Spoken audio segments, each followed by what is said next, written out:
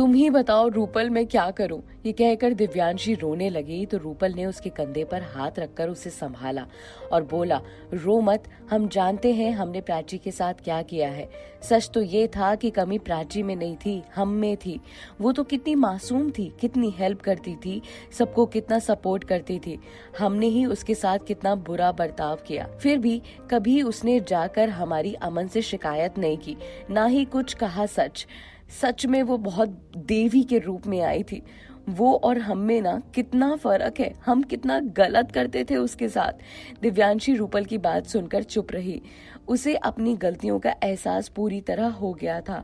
वो जान चुकी थी कि उसने प्राची के साथ जो किया था वो सरासर गलत है। उसका इरादा किसी को हर्ट करने का नहीं था। वो तो इस कंपनी में अपनी अच्छी पोजीशन बनाने के लिए ये सब कर रही थी। लेकिन हुआ क्या, वो हमेशा प्रमोशन के लिए रोती रही। बाद में जब आयशा ने उसकी सीधी तरीके से बात नहीं मानी तो उसे हार माननी पड़ी। लेकिन आज उसके प्यार की बात थी और प्यार को छोड़कर वो जीना नहीं चाहती थी। इसीलिए वो चाहती थी कि वो अमन को ये सच्चाई बता दे। डिपार्टमेंट के बाहर खड़े होकर आयशा इन दोनों की सारी बातें सुन रही थी। आयशा गुस्से में दिव्यांशी के पास गई और उसका हाथ पकड़कर खींचकर उसे कंपनी के बाहर ले आई। क्या कर रही हो? मुझे छोड़ो, कहाँ ले जा रही हो तुम मुझे? दिव्यांशी ने आयशा से कहा, पर आयशा ने दिव्यांशी की बात एक भी नहीं सुनी और घसीटकर उसे बाहर ले गई। बाहर ले जाकर उसने दिव्यांशी को गेट के पास खड़ा किया और उसे उंगली दिखाकर बोली, सोचना भी मत, भूल कर भी मत सोचना कि तुम अमन को जाकर सच्चाई बता दोगी, वरना मुझसे बुरा कोई नहीं होगा, समझी तुम?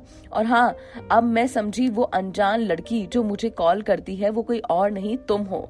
ये सुनकर दिव्यांशी चौंक कर बोली, क्या कह रही है मैम? हाँ, मैं आपको कोई कॉल वॉल नहीं करती। आप चाहे तो मेरा नंबर भी ट्रैक करवा सकती हैं और मेरा मोबाइल भी देख सकती है। और हाँ, अब तो मैं सच बताकर ही रहूंगी अमन सर को, आप कुछ भी कर लो। जवाब देकर दिव्यांशी वहां से चली गई और आयशा वहीं भूत सी बनी खड़ी खड़ी सोचने लगी कि कैसे वो दिव्यांशी को सच बताने से रोके।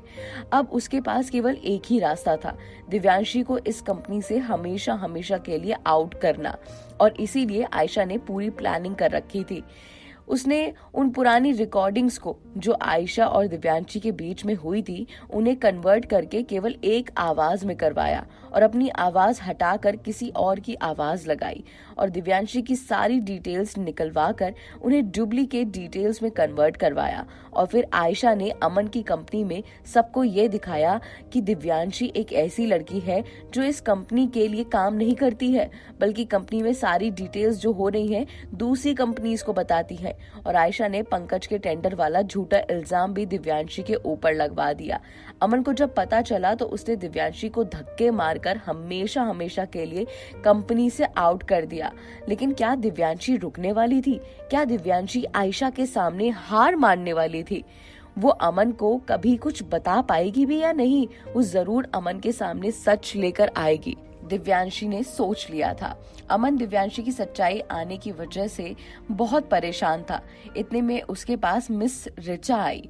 उनके हाथों में फाइल थी। उन्होंने फाइल अमन को दी और सामने चेयर पर बैठकर बोली, आपने दिव्यांशी को कंपनी से बाहर करके सही नहीं किया सर। तो मिस ऋचा, क्या आप मुझे बताएंगी कि मैंने क्या सही किया और क्या गलत, और आपको ये हक किसने दिया? सॉरी सर, मेरा वो मतलब नहीं था। मैं जानती हूँ दिव्यांशी थोड़ा अजीब रिएक्ट करती थी, पर मुझे पता है वो कंपनी के साथ इतना बड़ा धोखा तो नहीं कर सकती।